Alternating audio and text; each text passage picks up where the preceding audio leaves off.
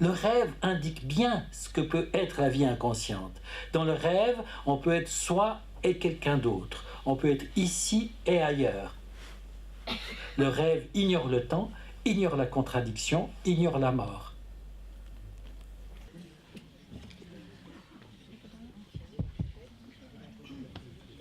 Bonsoir. Bonsoir à toutes et à tous. Alors, Nourit était un peu inquiète au moment que je vienne commenter ce film sans l'avoir vu au préalable et sur un sujet difficile.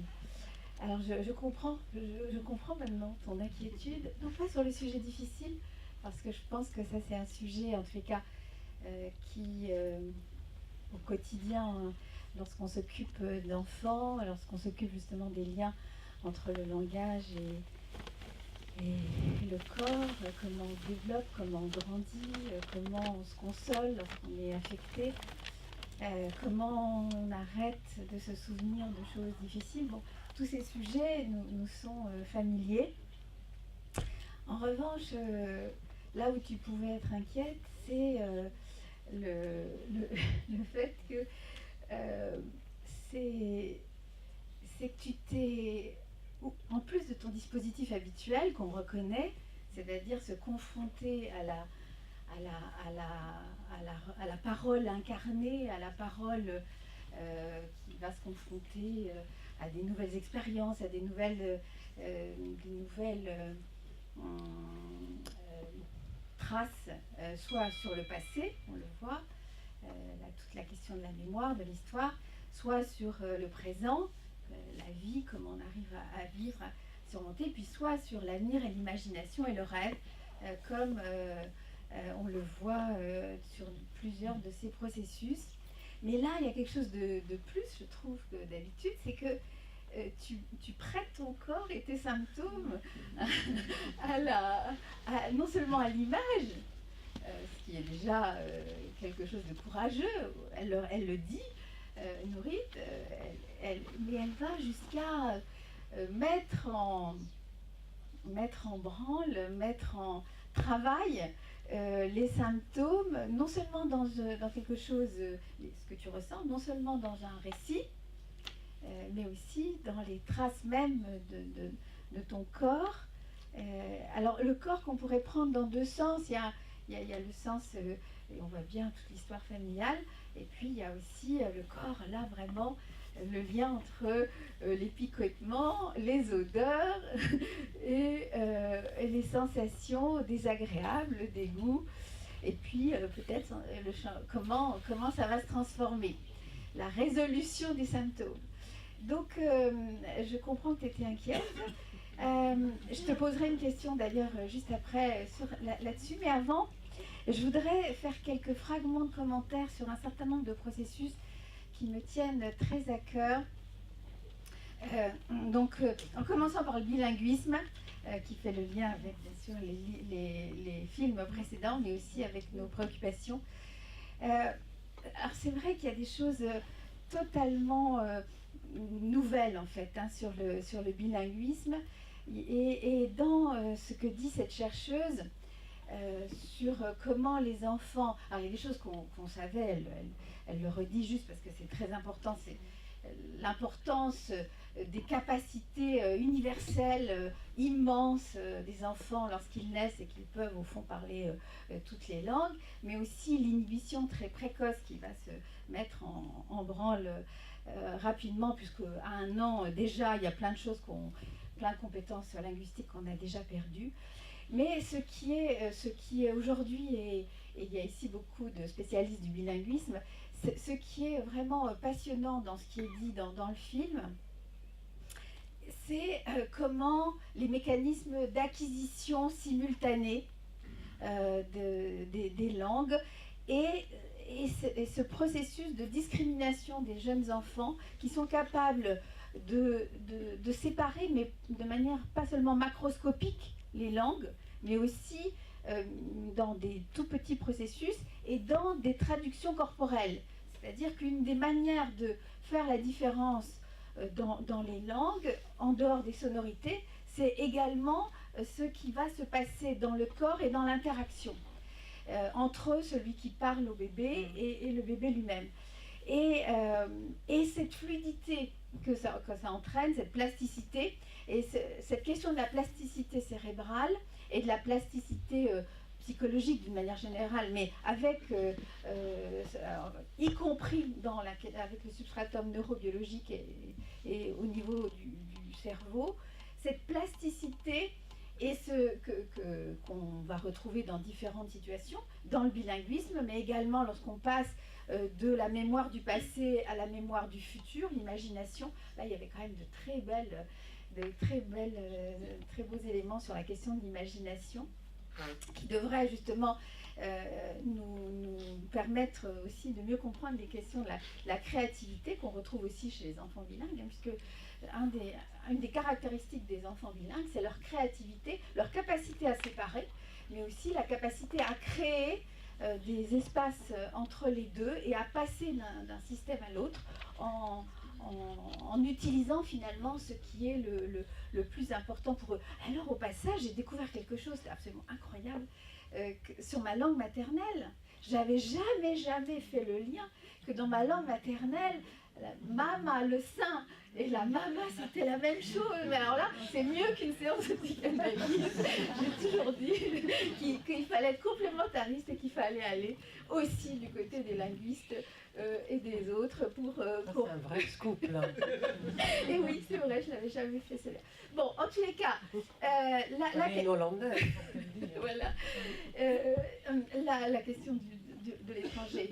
On a toujours besoin d'un étranger pour se connaître soi-même. Donc, en tous les cas, le bilinguisme et l'importance de toutes ces compétences des enfants, et au passage, ça tord le cou à tous les préjugés qu'on peut encore avoir aujourd'hui sur le bilinguisme, sur des systèmes totalement rigides lorsque les enfants sont confrontés à des milieux plurilinguistiques où on va dire aux uns de parler uniquement dans une langue et aux autres dans l'autre, ou alors de ne pas parler une langue avant tel âge, etc. Enfin, autant de préjugés qui montrent notre difficulté à penser la multiplicité des langues. En tous les cas, dans le monde français, c'est un peu moins vrai dans d'autres mondes. Mais nous, on en a beaucoup. Et là, en tous les cas, les travaux de ce laboratoire, comme d'autres, hein, parce que je rejoins vraiment des travaux internationaux, montrent l'importance de varier, de laisser le bilinguisme et le plurilinguisme se développer le plus possible, et que les enfants, ils arrivent à faire avec tout ça, et ils deviennent plus plastiques, plus créatifs, plus bienveillants.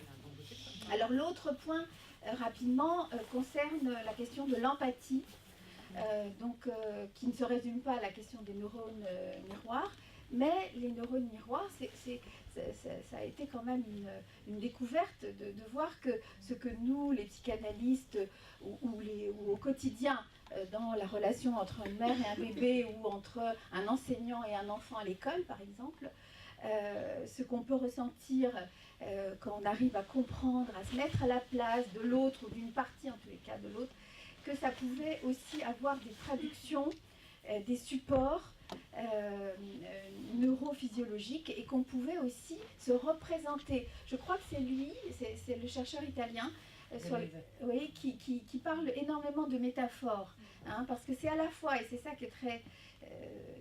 tu le montres très très bien dans le film, c'est à la fois des éléments extrêmement complexes d'un point de vue neurophysiologique, et en même temps, c'est des éléments qui parlent beaucoup à l'imagination, à la métaphorisation, et qu'on peut utiliser finalement sur plein de niveaux à la fois. Et ils sont tous aussi légitimes, ça dépend évidemment ce que l'on veut en faire. La question de la mémoire est une question aussi extrêmement contemporaine, non seulement dans on sait aujourd'hui que parmi ce qui nous affecte, par exemple lorsqu'on est touché par un traumatisme collectif, par un attentat ou par une chose individuelle, par un événement individuel qui nous touche, qu'un des éléments qu'il va falloir transformer, c'est la mémoire qui s'impose à nous, la mémoire, l'effroi, la confrontation à des choses violentes qui font que ça revient dans la mémoire et que et ces éléments-là doivent être transformés en quelque chose d'autre. Et là aussi, il y a parfois des mécanismes qui sont tellement forts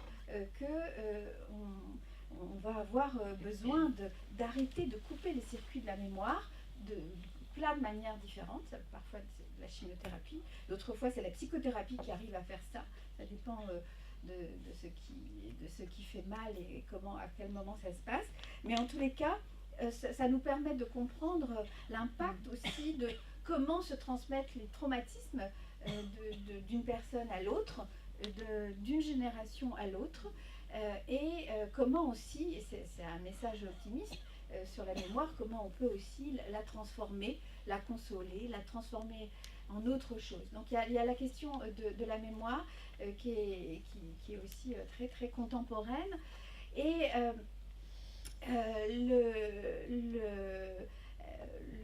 encore deux points rapidement. Celui de la lecture. Alors la lecture, mais ça c'est à cause de tes souvenirs d'enfance. Hein, comment on apprend à lire et ce moment magique dont on sait finalement peu de choses, parce que même Laurent Cohen a du mal à l'expliquer parce que c'est tellement complexe.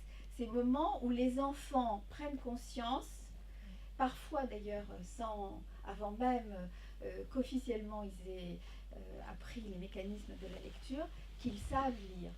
Et il y en a entre l'été de la fin de la maternelle et le début du CP pour la France, il y a des enfants qui dans cette période-là vont se rendre compte que ça y est, ils savent lire. Et qu'il y a quelque chose, il y a des connexions qui se font. Et c'est évidemment jouissif. Ça donne l'impression aux enfants d'ailleurs qu'ils sont tout puissants, parce qu'en plus, personne ne leur a vraiment appris. C'est juste, mais c'est magique, alors c'est très compliqué. C'est à la fois des éléments de maturation, mais c'est aussi des éléments d'être prêt à s'approprier le texte, celui qui appartient à l'autre, celui qui a été écrit par quelqu'un d'autre, etc. Donc ce moment-là, c'est vrai il y a encore des paradoxes, mais n'empêche qu'il y a des éléments très intéressants. Alors le dernier point que je voulais souligner pour ouvrir le débat, et avant de te poser une question, c'est François Ansermet le fait très très bien. Dans les traces de l'expérience, il fait des liens entre ce que l'on ressent et les systèmes de sens que l'on va construire. Mais ce qui est peut-être nouveau dans la manière dans le dialogue que François Ansermet entretient avec Magistretti et d'une manière générale que les neurosciences ont avec la psychanalyse, c'est le fait que on est dans un système profondément interactif, c'est-à-dire que c'est pas l'un qui entraîne l'autre ou qui aurait une prédominance sur l'autre, mais c'est quelque chose qui va se co-construire entre ces niveaux-là, et qu'au fond, on peut les comprendre que partiellement par chacune des disciplines. Chacune des disciplines ne permet que d'avoir accès à un petit niveau de réalité. Mais que si on les met ensemble et si on accepte l'idée qu'on interagit, que par exemple le cerveau n'est plus jamais le même après l'expérience de telle ou telle chose, et de la même façon que des modifications cérébrales liées à la peur ou liées à l'accouchement, liées à des tas de moments de notre vie, vont aussi entraîner des nouveaux sens possibles pour nous. Donc dans les deux sens, une interaction extrêmement un feedback constant, des interactions complexes. Alors peut-être qu'on peut quand même mieux comprendre l'épaisseur de la réalité, de notre réalité, de notre expérience, mais aussi, par exemple, de ce qui se passe dans les rêves. Parce que c'est l'utilisation la manière dont tu introduis les rêves là, dans ce travail et dans ce beau film, là aussi c'est un dialogue avec la réalité D'ailleurs, j'ai appris au passage que tu faisais des rêves prémonitoires et que donc que tu pouvais savoir où est-ce que tu allais aller. Donc en tous les cas, ce dialogue entre la réalité et on voit aussi que tu as eu besoin d'une vieille dame palestinienne pour qu'elle puisse te donner encore un autre sens à tous les sens que tu connaissais.